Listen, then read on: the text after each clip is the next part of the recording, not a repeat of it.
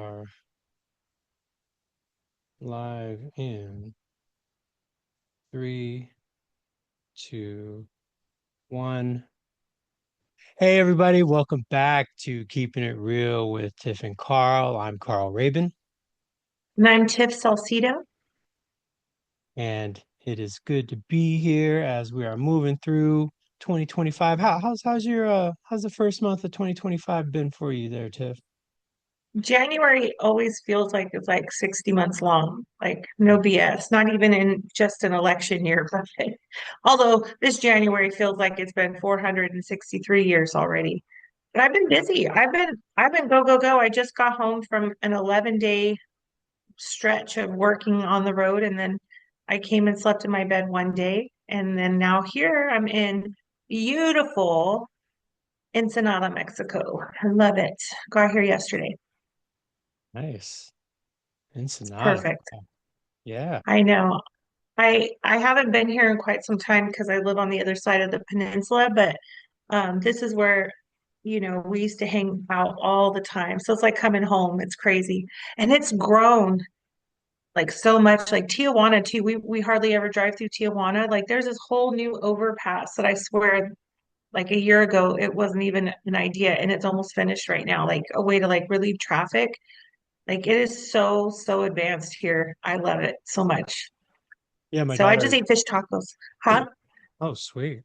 Sweet. Yeah. Yeah, my daughter was there in Tijuana a couple weeks ago. I said, "So how long did it take you to?" She goes, "Well, it took us like 15 minutes to get into Mexico. It only took us like an hour to get out of Mexico." I'm like, "Oh, really? Wow." That's not bad. Yeah, which is not bad because yeah, that's usually you hear those stories, all day, half a day. So, she's yeah, I guess progress is making its way up north. I think the last, well, one of the longest times I ever sat at the San Isidro border, which is where you go from San Diego to TJ. I think we were there almost 5 hours. Like almost 5 hours. It was a long, and the thing with like exhaust, like what people don't understand when you're waiting in line in cars, like you're just sitting there like breathing in all of the exhaust. And so by the end, I was like seriously cuckoo for Cocoa Puffs. I was like restless. I was like poking my man, like just stupid, like Yeah. goofy. But I think I had was like a couple sniffs away from carbon monoxide poisoning or something. I almost died that day, but it was terrible. Oh no. Yeah, I guess that's something people don't think about, right? Because Mhm. they just hear about the lines, they see the lines and hear about the dogs and everything else being offered and don't think about the exhaust fume. Yeah, absolutely. Yeah, I think about it every time because it makes me goofy. Like seriously, it makes me goofy. But this, I mean, I was kind of worried like coming in. I haven't been to Mexico since the inauguration, and so I was like wondering like what the border would look like. Um, it was fine. Like they always hype everything up like everything's a catastrophe. But honestly, I saw no difference crossing the border today than I have ever. So no Yeah. biggie. Fear No. mongering, all of it, Well, all yeah. of it. Yeah. Fear can bring powerful responses. So, Yeah, it does. Yes, it does. let's see how long it But lasts. yeah, but I had I mean, the last couple of weeks though was pretty cool. I got to go up to Modoc County and do some work with the leadership in their roads department. And so um, I walk in, I'm like this, I'm gonna call myself young, young little perky thing, just, full of energy and sunshine. And I walk in into this we were at the Veterans Hall and we have like those plastic folding tables and those really like uncomfortable steel folding chairs, and there people started to trickle in. They're all in their work clothes. They, camouflage and reflective vests, and it was cold outside, of course, whatever. But they all come in, and this is like again a group of like 20, 25 road workers, blue collar, rural. Again, I don't know how else to say it, but I walk in and they're all looking at me like this, Yeah. like. we have to be in training 3 days. What are you going to teach us, little lady kind of mentality? Um, but I went in and um, did my thing. It was like a leadership and communication course. And by the end of like the third day, well, it started the end of the first day. People started to have like legitimate conversations, like something that person who hired me to come in said that they really, she wanted to see them improve in talking to each other. And so by the second day, they were like getting together and making plans. And by the third day, they had solved like many of their work problems. So Hmm. she sent me an email after. She says, "You don't know, I've got so many calls with action plans." And I thought, oh, thank God. You want, if you create something, you want it to like work, you want it to be meaningful, you want people to be able to like utilize the skills. And I don't know if you ever have that happen to you when you come into a class, like, oh man, these people may not want to learn from me. But we had a good time and it worked, and I was so I don't know, astonished, not astonished, but I was pretty happy. It was cool. I had a good time. I I have that feeling in varying degrees every time I Yeah. start a program with a new group of people. So, Hmm. I've Hmm. always, since I was 7 years old, I've had stage fright. And then I get out there and start doing my thing, and they're like, okay, so what's the big deal? Right. But it's always that anticipation of, Yeah. and just trusting yourself, trusting your skills, trusting, Yeah. what got you there in the first place. But it's easier Yep. said than done, right? Yep. Because you never know. Exactly. Exactly. Yeah. Yeah. And then I got to spend some time with my bestie. That was amazing. I Mhm. feel like we're like Bluetooth connected, like when you see that person and you're just getting their proximity and then boom, the Bluetooth turns on by itself. Yeah. We only spent a few hours together, but so apologies to anybody in the Davis Target last week with the two crazy women in the Valentine's Day aisle. We were like deep in this conversation, and I don't know, one of us said something that triggered the other, and then we were laughing so hard, like doubled over, blocking all the aisles, like couldn't catch our breath laughing. It was just a beautiful, beautiful moment. But she fills my heart. And then we ate gas station Chinese food in David, which is like The the best. best. And then we had foot massages and started having like deep, meaningful conversations. And within the 30-minute massage, we decided to write a book with this story.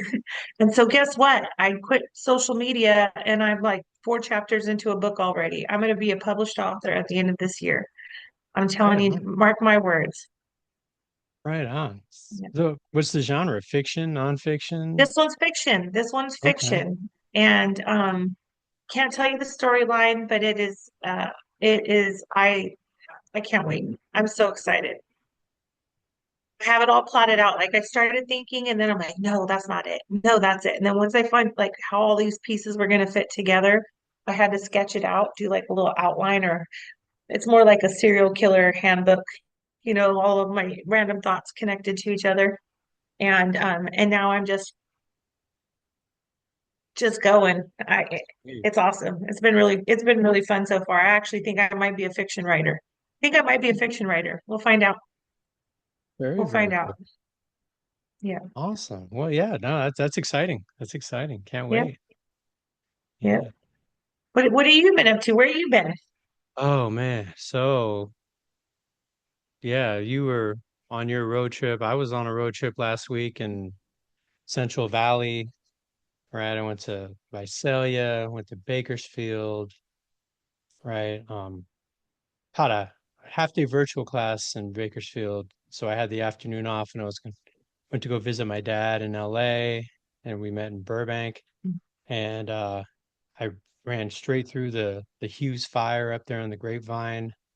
Oh, yeah. Yeah. Literally CHP was like 3 cars behind me closing off Magic Mountain. Crap.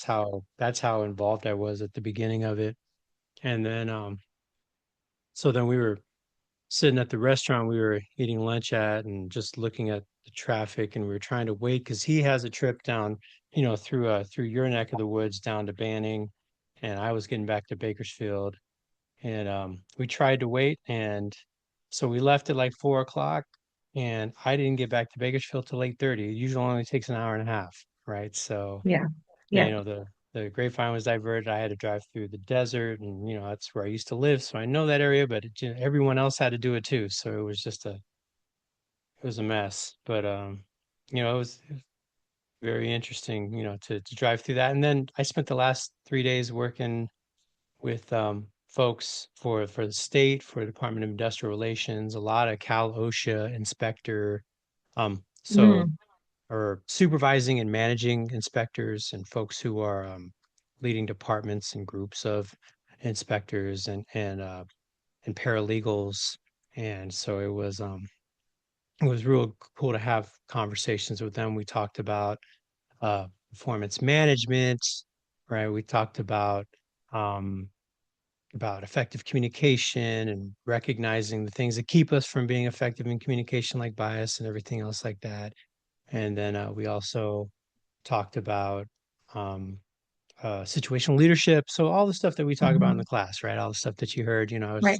you know, um, everyone hears when that we talk about every episode. So it was real cool to be able to share with them. This is the third cohort um, of leaders that have come through this. I think we have four more to go between now and Mm, the end of next year. And they were really cool, super excited and glad to be there. And we graduated yesterday and had a little, that's awesome. ceremony. And so it was a lot of fun. And then they were recommending people to come back now because I'm doing the next class again next month down in Oakland. And so yeah, so had a good week, had a very good week. Good. Started the week talking to social workers about the challenge that we face with implicit biases and how it affects um the way that people do business where they affect families, right? And so it was Hmm. Hmm. it was a cool class. So I mean, yeah, it's always fun. I get to go in your bestie's neck of the woods next week to beautiful downtown Woodland and train folks on diffusing hostility. Actually, that's the theme of my classes next week is diffusing hostility and violence, and which is something that I'm sure there's it's on a lot of people's minds these days, hostility and violence, and the contentiousness we have, just as a society.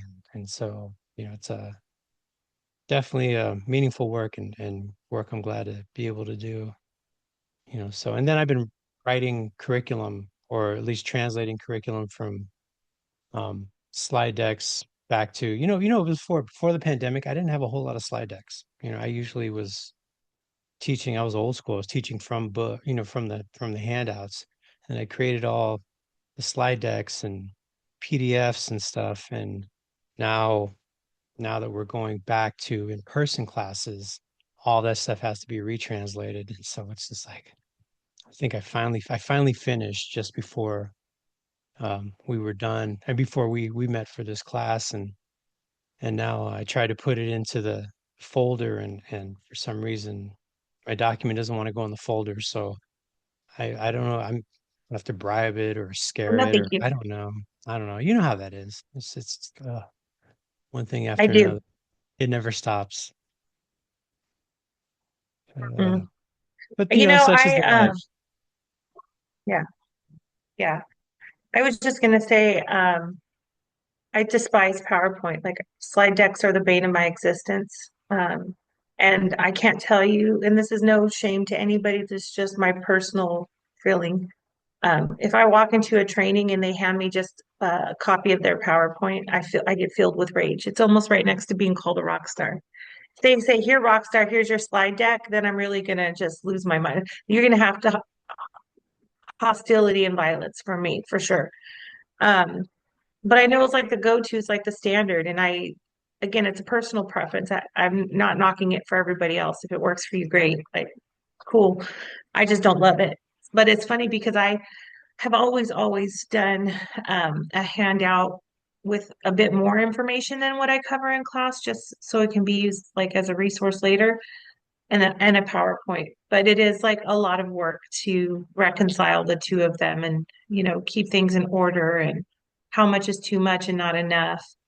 Um, it's part of the job though. Again, Yeah, can't yeah. complain about it. It's part of it. But honestly, if I hate PowerPoint, not a fan, not a fan at all. But I know it's Yeah. helpful. It's helpful for people to be able to see what we're looking at and what we're talking. So I mean, I know it has value, but I'm just not. There's a lot of things that have value that I know they're necessary. I just don't care for them. Well, if it's employed That's just effectively, me. it's just Yeah. you and I have seen too many PowerPoints that are just and well, it makes matters worse. Not only do they get copies of the PowerPoint, when the person's reading off the PowerPoint, I want to crawl into my own I skin. I can't handle it. I Yeah. I feel with rage. It's not even like crawling. I rage. Like I know how to read all by myself. If you were just going to read to me line by line, like this could have been an email. Yeah.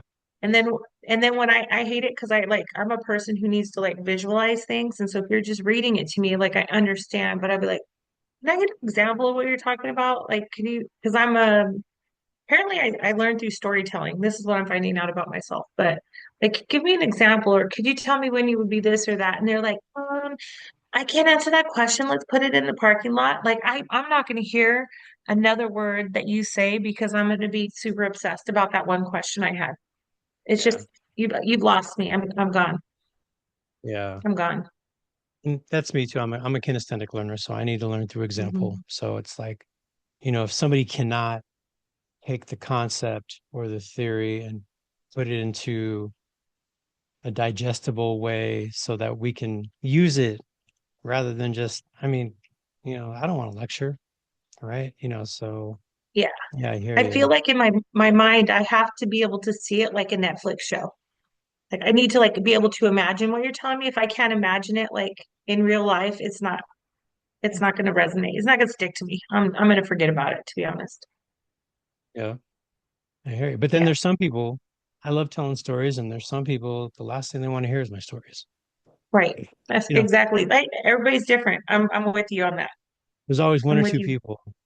Oh, well, if we could, just show some more models, right? And say, well, I had one person one time, and everyone was like, "Oh, I love the class and everything." One person just wrote, "Does he have to talk all the time? If I hear another one of That was Carl's me. Sorry about stories," that. I didn't know I wrote that down. I'm sorry. he said, "If I have to hear another one of Carl's stories, dot dot dot." I'm like, "Oh, okay, well, I Well, guess I look, won't be seeing him in yeah. a class." I did. So I did have like one. I again, that MODOK thing was like one of many trainings I did. I was like 11 days solid away from home because I was from one place to the next. Like I didn't even have time to go home to come back. So I left Weaverville, like Northern California, and had to like make my way down the state and then just landed in Bakersfield because I was going to be there for a few days. But so that's why I said we must have just missed each other. That's kind of funny. Um, I despise, speaking of things I can't stand, is like I don't love like the icebreakers where everybody has to like go around the room and say their name and where they're from and what their job title is and how long they've been alive and who's your favorite unicorn glitter. Like count me out. I'm an extrovert and I don't like I'm not shy. But I get so agitated just like listening to like nobody's listening. Nobody's like taking notes like, oh yeah, wow, you love chartreuse glitter unicorns. That's amazing. So to me it's like a waste of life and it always takes far longer than it needs to, in my opinion. And then, there's always to the risk where you're like, name a fun fact, and they're like, I have lampshades made out of cat skin, and we're like, that's not fun, that's crazy, right?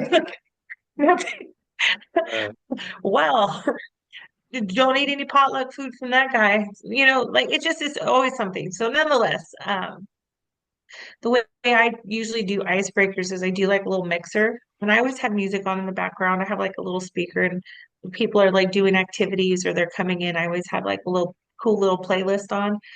and a playlist, by the way, that usually matches my outfit. I know that's a weird thing to say, but it does. So, so I had them, usually I said, I'm inviting you to go meet one other person, decide, what that looks like. And then I tell people, and if you live by hashtag no new friends and you don't want to meet anybody, just stay where you're at. Someone will come to you. And so I just let them talk freely. I don't give them a prompt. I don't give them like a topic. Just go meet somebody and introduce yourself. So at the end, I always ask people like, raise your hand if you met somebody new, and it's almost universally everybody. There's always a couple people who don't. And I said, okay, good. So it worked. So I challenged them there, like I don't know how you all feel about these icebreakers, but I'm not a fan. And one lady's like, well, I want to know who that guy is. I said, well, that's great. You just had 10 minutes to introduce yourself. What kept you from walking over and saying, I want to know who you are? And she's like, well, I don't know. I said, well, the good news is we're still here like full, three more hours. So you've got plenty of opportunities that you can go introduce yourself and find out what office he's in. She never got up. Yeah. She never got up, not one time. I couldn't believe it. I'm like, again, I'm a very accountable person, and it's just like disappointing. Like, this is what I want. I wanted to know who that person is. And I'm like, go do it. And they're like, nothing, thanks, Yeah. nothing. So I wish her well. So I hear what you're saying about the icebreakers and and icebreakers that are meaningless. And I don't like the term icebreakers. I'm everything has to have purpose for me, right? So I am one of those people who Hmm. ask questions. I start a convers I start a class with questions just to if people are going to sit at tables and the way I set up pods, right? So people are Hmm. meant to sit next to each other.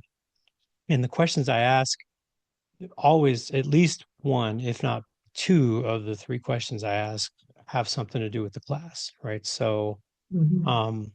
one of the questions I ask is what's something that you that was taught to you when you were a kid that comes up on a regular basis, right? And that's one of the classes. That's one of the questions I ask when we talk about bias and assumptions and things like that, right? Because that's where that comes from, right? And so, or what's a pet peeve when I'm talking about fusing hostility and violence? Because we talk about red flags and things that put you in a negative space where you think someone's being hostile when it's really just you, reacting to something somebody said without even their intent being that way, right? So, so Yeah. Like reading from a PowerPoint. yeah, yeah, yeah, yeah. Or asking people what motivates them, what motivates them to get to work on time, right? And Yeah. and I do that in a motivation class or connecting with people, if because people generally say the paycheck, someone at least someone will say people honest people will say the paycheck, and then we have the conversation. What motivates you past the paycheck? Because what happens when you pass probation and then you start looking at people and saying, we don't get paid enough to deal with this, right? So what's your motivation to actually be engaged and to do work? Right. So just those types of questions are in there. I'll ask, something just to get the ball rolling, like what's your potluck go to or things like Hmm. that, things that connect to them. But it was interesting, to yesterday's class, this group of people had been together for 5 days. This was the sixth day. And I asked them some questions. And I actually pulled out the deck of cards that I use here too. And a couple people just mentioned, I've been working with these people. I worked with so and so for 5 years, and I didn't know any of this stuff. And I said, well, is there a need to know it? She goes, no, not really, but it's nice to know this person on this level, other than, hey, are we working together? When's our meeting? Okay, what's our deadline? Okay, so can I borrow this from you in terms of who that person is as a human being? All right. And so it was cool that couple people it made me feel a little validated when it came to that, especially since yesterday's class was on communication and psychological safety and those things like that, right? So working together, collaborating with folks and breaking down silos, which are so, and some silos are built like the freaking Berlin Wall, right? Fortified and, have moats around them, right? And things like that. So it was kind of cool. So every now and then I get that little piece of validation that is, but like I said, that if I'm going to ask those questions, I don't call them icebreaker questions, but if people want to see them, at least they're meaningful to them and that they'll see the value in them. So, but I hear you when it's just done just to be done. Yeah, I can't right. stand. No, I do like the meaningful questions. I like when it's like getting you connected to the topic or having you think about the topic in a certain way. I usually have like a beginning question too. I do it almost always after I tell them what the class is about and what I'm hoping that they walk away with. And then it's usually like kind of like a starting point question. So I might, if I would like, for example, um, I was doing a customer service and teamwork class for like frontline people. And so after we do our little mixer and I just have people like mingle and introduce themselves, then I give them a question for their table. And I asked, like, have them describe their experiences with being the customer. Like, what are some of the good experiences you've had that make you, want to go back somewhere? What are some of the bad experiences that you've had? And what was it about each of those that made them good or bad? So then they go and write them up on the board. And then we bring it back to, again, what experience do you want your customers to have? Do you want them to say what's on this list or do you want them to say what's on that list? And then that leads us down a whole nother it's a lot of fun. I like getting people engaged. I do tell a lot of stories. And I do like to introduce a lot of models. But what I really like people to do is talk to each other. I Mhm. think one of the biggest like benefits of training is not just the content, but the opportunity to connect with someone you may not see on a daily basis. So if nothing else, like one of my purposes of training, like when I'm thinking about my objective, is to make people talk to each other and have conversations. So, so far it's been working. So far, I love it. Well, so let me um let me break out a non-icebreaker icebreaker question for you in terms of customer Okay. service. What's your definition of customer service? Well, What are I what mean, are it just behaviors? depends. Like, Yeah. What are behaviors that good customer like, service? like number one, if you hate your life, like it's none of my business. I hate going in somewhere and people are like, Mhm. customer came in, like I try to be easygoing. I'm pretty low maintenance, but if I come to you to ask a question, it's probably because I haven't been able to figure it out by myself. And so if you act like I'm bothering you, I already hate your whole life. Like I'm such a nice person until I'm not. The other thing I think that good service is where people, even if they don't know, they'll try to find out for you. Like, I'm not sure, but let me see what I can do, or let me see if there's something that can be done. Like, I really appreciate that.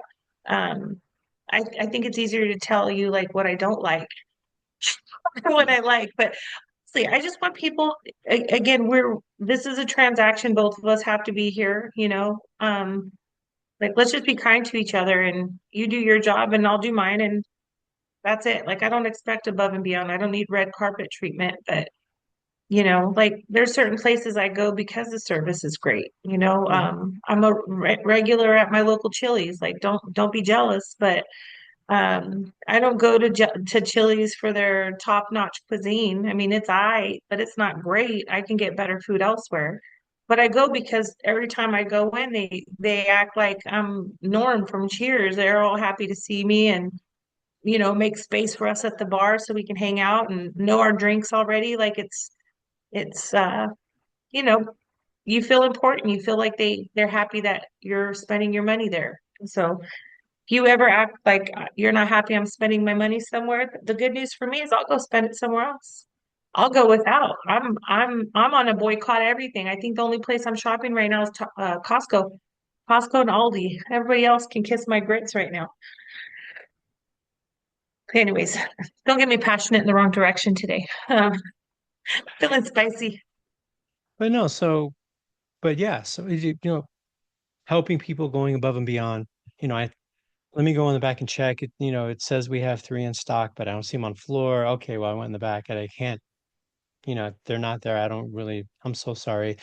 Let me talk to my manager, see if I can't get you free delivery to something at your house, or let me look it up. The store at the mall has it. I can call them and have them put it on hold for you, right? Those things like that that make you feel like you are worth that person's time to actually do more than just what they normally do, right? And And it really see, does yeah, see, and make here's that the thing. Yeah, difference. I was gonna say though, yeah, that's not above and beyond to me. That's like bare minimum. That's where maybe my expectation is different. Like, I'm not asking you to go out of your way. I'm asking you to do your job. I'm trying to buy something. Help me buy it, you know? Tell me, tell me how to buy it. So sorry, I didn't mean to talk over you, but I'm just saying, to me, that's not going above and beyond as if you give me a back massage, while you're talking to your manager, that's above and beyond. But Well, so, I, and I don't know. I well, I don't even, and if I said above and beyond, then I might be wrong, Yeah, but that's not yeah. I know like, what you mean though. but just when you feel like someone is actually interested in, what you are interested in and what you want and need, right? And so, that focus, that Mhm. customer focus, the customer centered focus, right? As we've been talking about Right. with client centered stuff, right?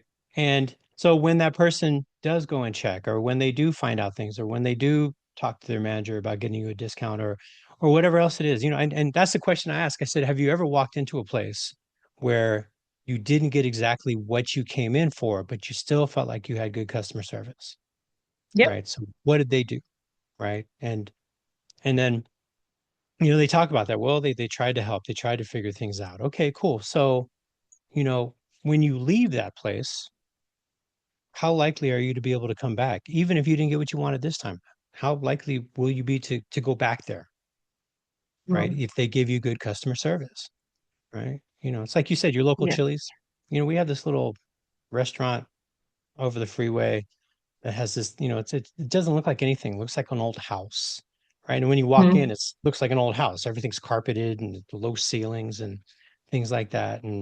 But there's this one waitress that has been every time we see her, and we only go there maybe twice a year, but every time we see her, she asks us about our house because when we first went there, we were buying a house, and she was so Mhm. interested in about our house and how things were going. And so even now, 6 years later, hey, so how's your house? Are you still in that house, right? It's like that level of you make it even if you're not doing something extra, you're making that person feel Mhm. like this person actually remembers shit. It's been 6 years, right? So Right. Right. and that's why we will go back, right? I mean, we all have our favorite restaurants that probably aren't the Michelin star restaurants because we know what to expect and we know that the service is going to be good. Yep. Yesterday I went to lunch and I got lunch at El Pollo Loco. And Love it. I always call it Poco Loco because I'm a little crazy. But I was through line and the guy, at the drive-through, it's like, hi, how can I take your order? And then I was like, okay, so I want this and I want that. He goes, okay, so did you want chips with that? No. Okay. Well, did you want any extra salsa? I said, well, can I get a little extra salad dressing? Okay, but I should let you know that it's an extra 52 cents. I said, that's fine, no worries. Right. So we're having a good conversation. So I get to the window and he tells me the the amount. I've given my card. He closes the window. He opens it back up, looking away from me and just sticks his hand out the window with my card and the receipt and without acknowledging me. And so I take it, put it in my wallet, and then he sticks my entire order out the window without looking at me. And it's not like he's talking to anybody else or somebody's, giving him a lecture or anything. He just maybe he was busy and maybe it Mhm. was lunch, maybe he's got other things on his mind, but no acknowledgement. And it just made me think, okay, did he miss anything? What, is that it? Can I just drive away? Right. And so Mhm. it was very off-putting. And, then there was, when I looked at the salad, for some reason that salad just didn't look like the salads I usually get from that place. There was something, right? And probably wasn't, but I'm being hyper critical of it because of the Right. lack of, you did not take the time to acknowledge me. What makes me think that you've taken the time to acknowledge my order is correct? Hmm. And that's when you leave a place, that's the impact that you have on people. So that's why I define customer service as the impact that you have on the people that you serve. Right. And so when you walk out of a place, you say, that was pretty cool, or at least, that it was adequate. It was exactly what I needed, rather than what was wrong with that person. Why were they doing this, and how long did they take, and they didn't even apologize, or there was a rusty spoon, or there was a spot on my Hmm. knife. Right. Those are the things that people pay attention to when they're not being taken care of.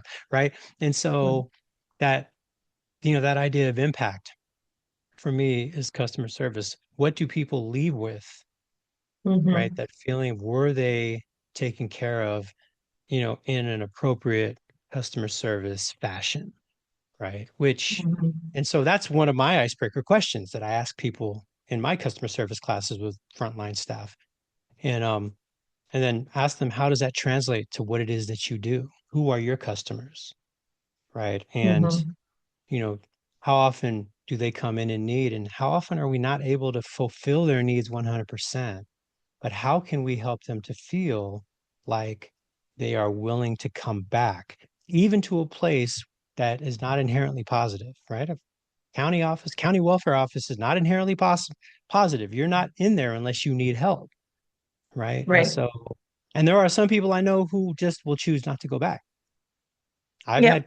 I've had clients say, go ahead and sanction me. I'm gonna lose $120. Big deal. I'd rather not, I don't want to play ball. Right. And some people may just Hmm. have that feeling, well, you don't care about us. So, I'm not going to do all this stuff you want us to do. And that's ridiculous. And, Right. then hopefully you just forget. Right. As opposed to, I need some help. You know what? Last time I was there, Tiffany was so nice to me. Or Carl seems like somebody who's really interested in me as a person.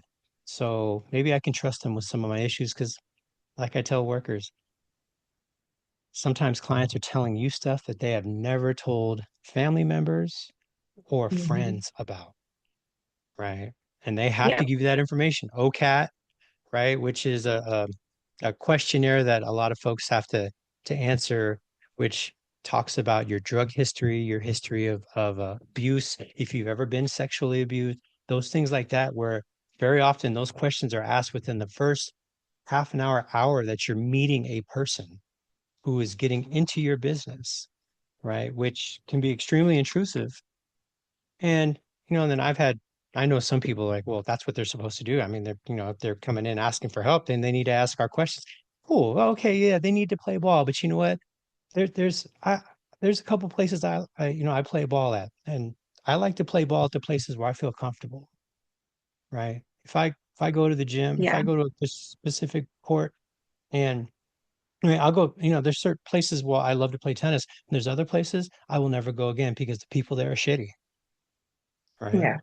And that's just to play tennis. I mean, I don't have a life or death, where rent needs to be paid, or I don't have formula for my daughter. But people will still make a choice. It's not the choice Hmm. we would prefer, but they will make a choice if you don't provide that level of service that helps them feel like they're cared for. Right. Yeah. So, and I agree. we're just talking about that, service, what goes into it, right? And just thinking about it, I mean, just in terms of case management, that's important, but also with supervisors. We were having that conversation yesterday. If your staff does not trust that you have their best interests in mind, are they going to call you and tell you that they're late? Hey, there's traffic. I might be 5 minutes late. Or are they going to try to slide into their cubicle and hope you don't notice? And then how does that end up affecting you? Where you're like, well, why did they sneak in? They didn't even call me. Are they trying to get away with it? What else are they trying to get away with? And you see how that spirals, right? And it can be, our brains will go many places if we allow them to. Okay. So we Hmm. can be very, very creative with this bullshit that we come up with that we think other people are doing to us, and they have no idea that they are conspiring against us. Right. So I think that's so important. I think that's important in any relationship, whether it's customer service, whether it's in leadership, whether it's a coach, right? I had somebody, in one of the cohorts for the industrial relations where we talked about when we talked about one-on-one meetings and the importance of having one-on-one meetings. And, I had somebody in a previous cohort said, I had one of those one-on-one meetings and my employee, my direct report wanted to know what I was trying to get, what I was trying to get at, right? What information was I trying, like I was using it against her. And so she said, so I don't feel comfortable. I said, well, how often have you done that? Oh, I've never done it before. That was the first time. I said, okay, so how long has your relationship been? 5 years? Okay, so how often have you had one-on-one meetings? Well, this is the first one in 5 years. I said, so what do you think she trusts? Does she trust this one meeting where you're telling her that this is, for your best interest and you're going to open up, she's going to open up to you? Or if you're going to trust the previous 5 years where you rarely had conversations except for what was wrong, Right. right? And so, Exactly. you know, and I think that's important, Is especially in the conversation that we were looking to have today, right? About hmm that fourth competency, in the coaching framework, which is, establishing and developing trust, right? that is the one. I think it's important for people to trust. It's also something I think that's lacking terribly in almost every workplace. Um, so yesterday I was doing like I don't know if you ever like watch TED Talks and like you watch a TED Talk and you really like it and you're like, what class could I put that in? Right? Like I want to share that with people. Like, where does this fit? Like, do you ever have any of those? Like, do you Mhm. watch them and you see that? Okay, great. Yeah. So one of the ones that I really love is from Louise Evans, and it's something to the effect of like own your communication choices, master. I, that's not what it's called. There's an official title, but anyways, it's like own your choices, master your behaviors, and I don't know, live a better life. That's not the name. We'll look it up. But anyways, I do know it's Louise Evans.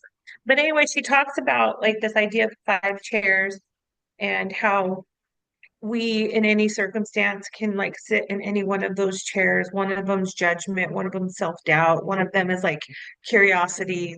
And anyways, it's a good, sorry. Anyways, she talks about these 5 chairs and like you get to decide how you respond to each of these. A great TED Talk. So I remember watching it and I was like, gosh, like this is such a good, like where can I put this? And so I added it to one of my classes of like being effective with difficult people because again, you can't control like how other people behave. You get to control your response. And so I thought it gave a like bit of clarity to it. I also like to use it in like communications for leaders, like especially new leaders, realizing that you don't have to be so reactionary in your communication.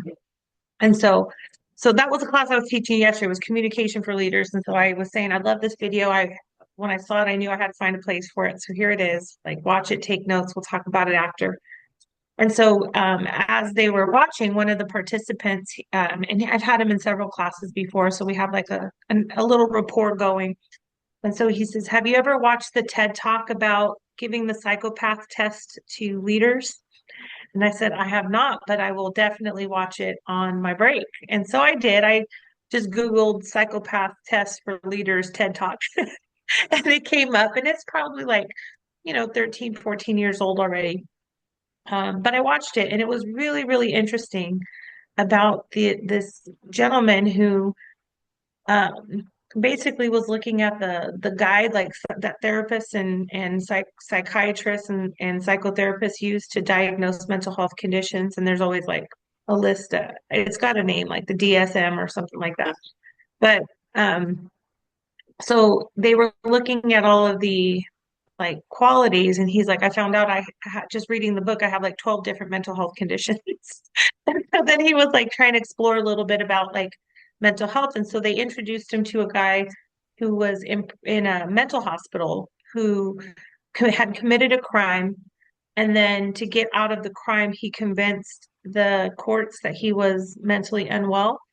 And so then they put him in a mental institution instead of a prison. And then he got to the mental institution thinking it was going to be like this cushy, like relaxing place, found out that's not what it was.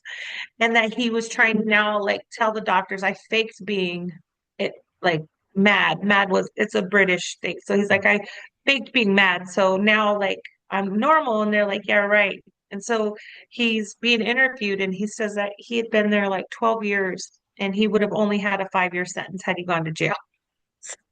So finally, anyways, so finally he convinces them to let him out and they do let him out. But um this guy was like really curious about like these tests and are we what is crazy, what is sane, what is mentally unwell, like let's check it out. So he took this psychopath, like the symptoms for psychopaths, and he started to compare them to like leadership qualities. And he said that like most like big like high level leaders at like CEO level or people who are very big bosses almost always like meet the criteria for being a psychopath. And, he was given some examples and I thought, for sure, and where it like resonated with me, and I know that was a long story to tell you like this little punchline, but where it came down to me was this idea that like part of to me again the psychopathic, not normal behavior is where like leaders put the company or the policy or profit over people. And so again, if I'm a CEO, like we have to do budget cuts because we didn't make $1 billion last quarter. So 100 people now are going to be out of a job. So we could save those dollars and cents for our shareholders. But we're also going to have 100 families wondering if they're going to be able to pay their bills or feed their kids or have access to health care because their health insurance is connected to you know, and that's the most important thing is the profit, not the 100 people who like, like to me, that is a bit of psychopathic behavior when the, again, it's capitalism at its finest, but the dollar is more important than anything else.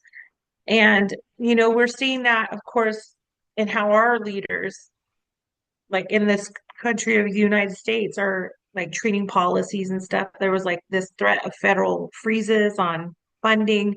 And so like a lot of agencies that the most vulnerable people in the country uh rely on for, food, electricity, connection, like whatever it is, healthcare, like all of that's at risk to again to save a couple of dollars again people's lives will suffer like tremendously, but at least we can be like but we got to balance budget, but we got to balance budget and that's the most important thing. And so this brings back to that idea of creating safety. If you are my leader and I don't think that you have a general or a generous care about my well-being, then it's going to be really hard for me to follow you and do the things that you need me or want me to do if I don't think that you have a genuine interest in my well-being, that I'm just dispensable.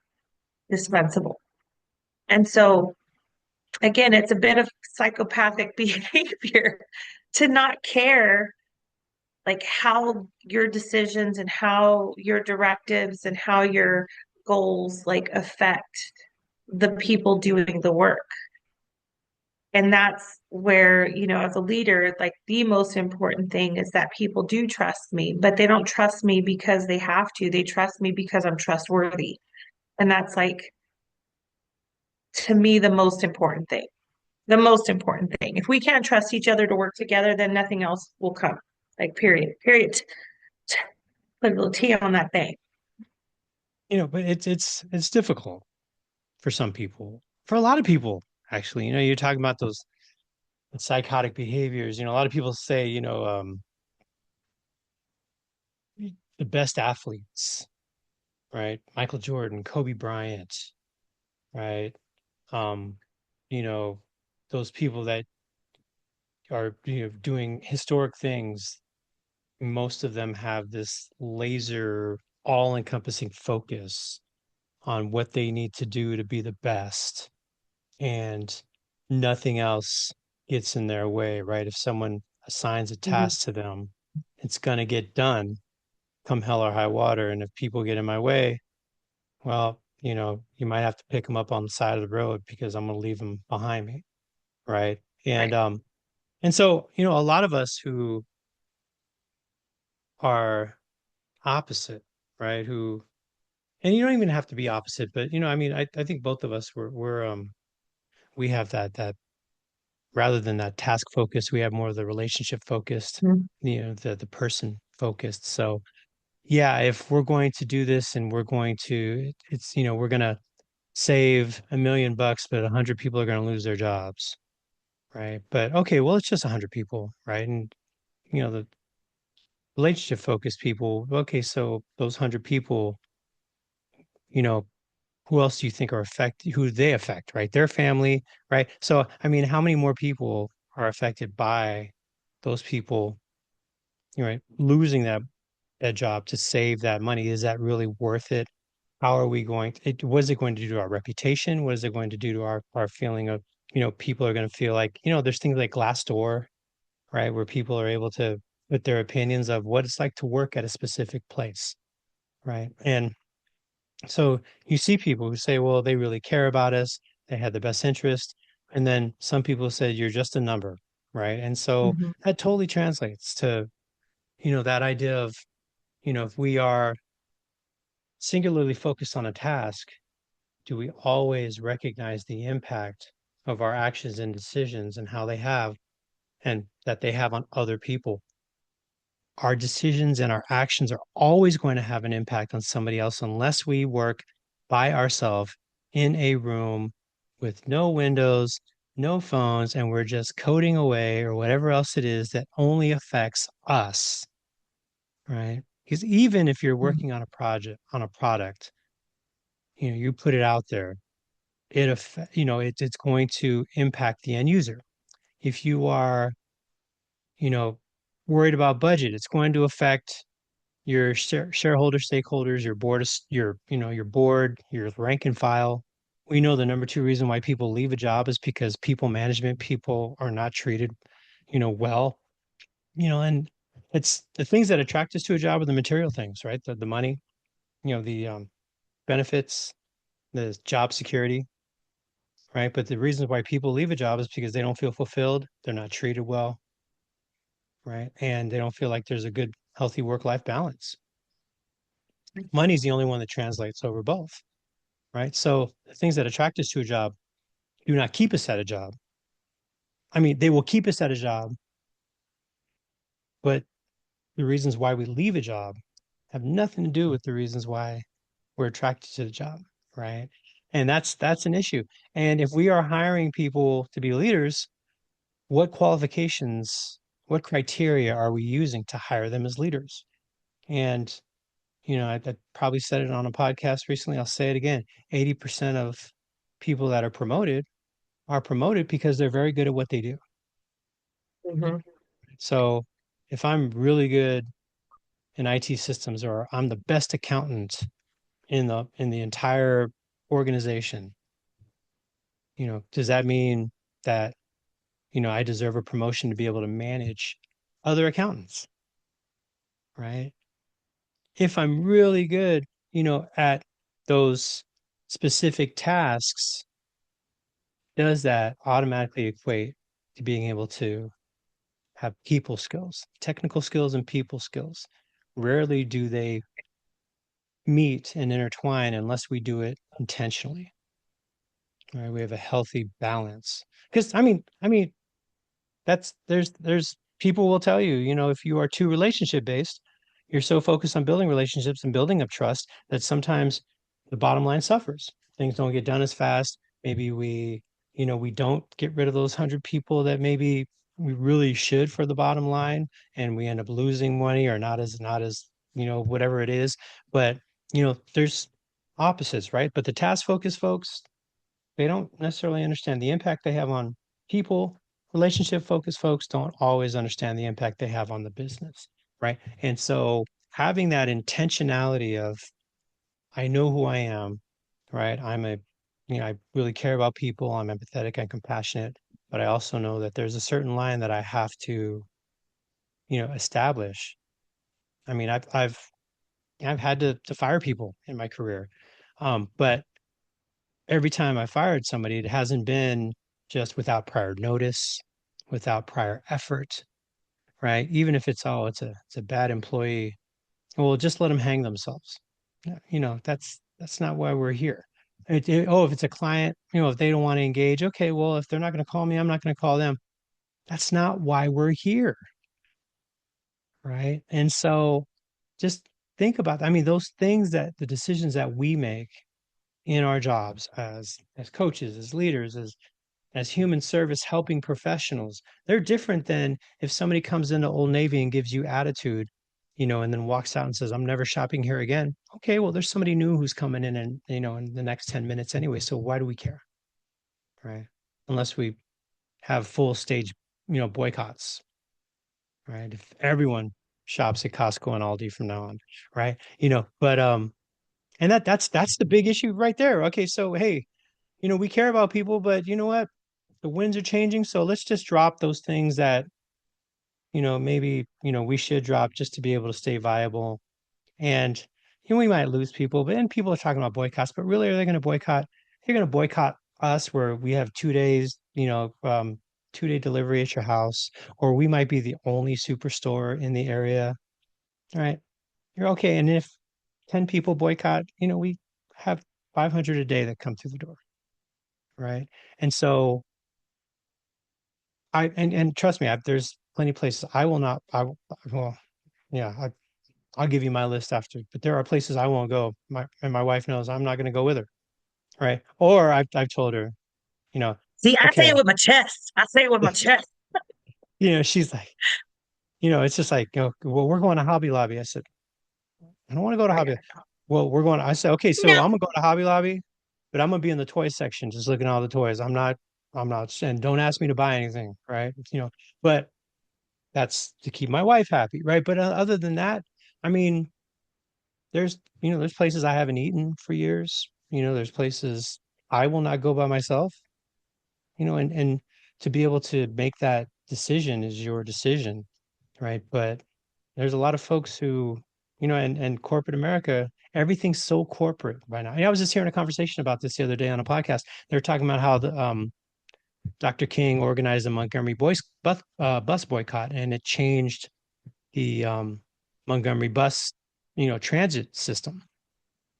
That's one city, right, where they were able to Mhm. organize everybody in that one city. If somebody was to boycott Target, right, so maybe the Target on Madison Avenue in Carmichael or in Sacramento is 10 people don't want to shop in there, but just look at how many cars are still in that parking lot, right? And so it's hard because But it's you know it's whose car's not there? yeah, I'm on, but yeah, you know whose car's not there? Mine. Mine. And that's all I have control over. right. I get it with boycotts. Not it may not make a difference, but you know who it makes a difference to? Me. Yeah, absolutely. Which is like I said, I stand on my principles, I stand on my business. It may not affect your bottom line, but I choose to do business in places that I feel good about. Right. So Oakland A's, because I'm still call you Right. Oakland A's, even though you think you're in Vegas, you know, unless you end up selling your baseball team, Mr. Owner, don't expect me to come visit, even though you're in Sacramento, even though you're like 10 minutes away from my house. I just choose not to engage, even though you're one of my teams. Not anymore. Right. You left my people. You left the Bay. Yeah. You left Oakland. I can't stand for that. So there's certain things we stand for. Right.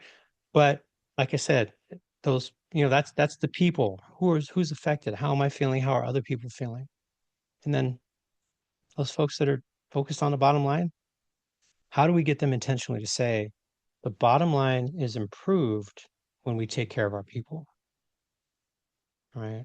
There's something task focused Yeah. folks, they don't Psychopaths. really want to, yeah, they want to take you psychopaths, sure. Let's label them all day.